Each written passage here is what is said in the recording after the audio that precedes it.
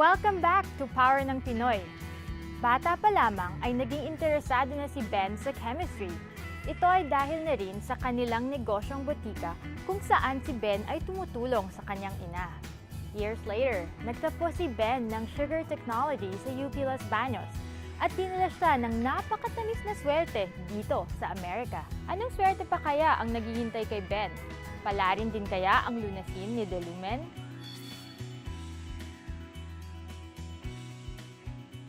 Maagang namayapa ang ama ni Ben Lumen, kaya di nakakapagtaka kung sino ang may malaking impluwensya sa kanya at sa 5 pa niyang mga kapatid. Ang mother ko na ulila ang nagpalaki sa lahat sa aming 6 na magkapatid. I would say with pride that all of us did very well in our careers. Tinulungan din sila ng tiyuhin na isang doktor. My uncle, who is almost next door, is a medical doctor. And because we didn't have any father, I considered him my father. Ang mga payo ng ina ang naging gabay sa buhay.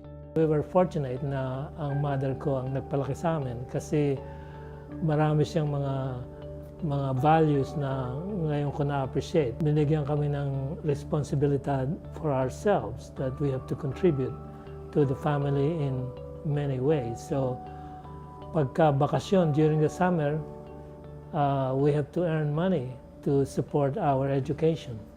At saka yung alam mo na sa tradition, I think that's a tradition at least in our family, na kung sino yung panganay, pagka nagkatrabaho na, isusupport yung sumusunod sa kanya. Ang payo ng aking nanatsaling sa amin, sa mga pinsan ko ay kayo ay dapat na irespeto ang lahat ng tao at maging responsable sa inyong mga action.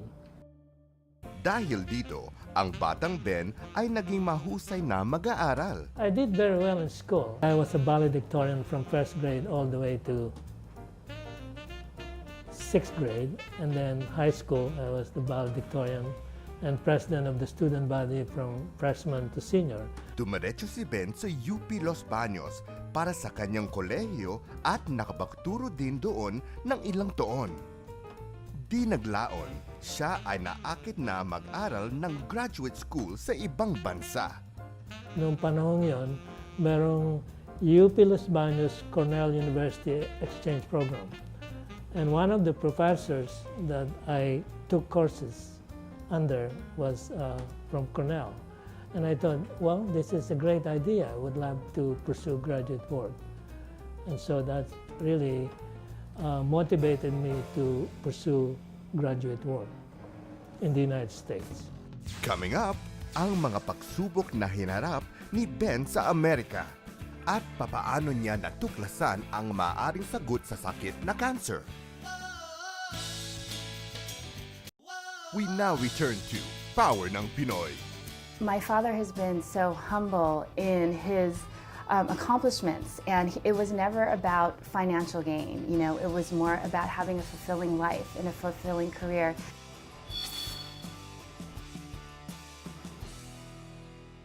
Dahil service to humanity ang hinahanap na trabaho ni Ben noon, he rejected lucrative job offers from 2 giant companies in the Philippines to pursue his graduate course at UC Davis.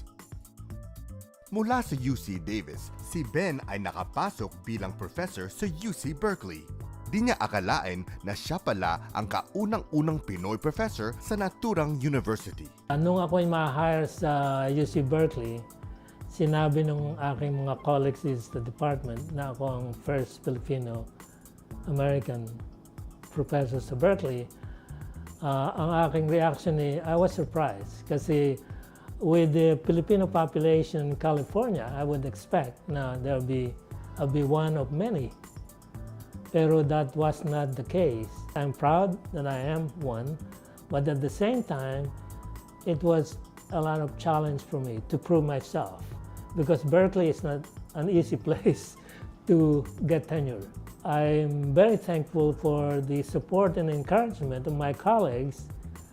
At the same time, I also am grateful to a Filipino woman who worked with me, and my technician, Pilar Reyes, and she was the most proactive, the most disciplined, the most, industrious person I've worked with.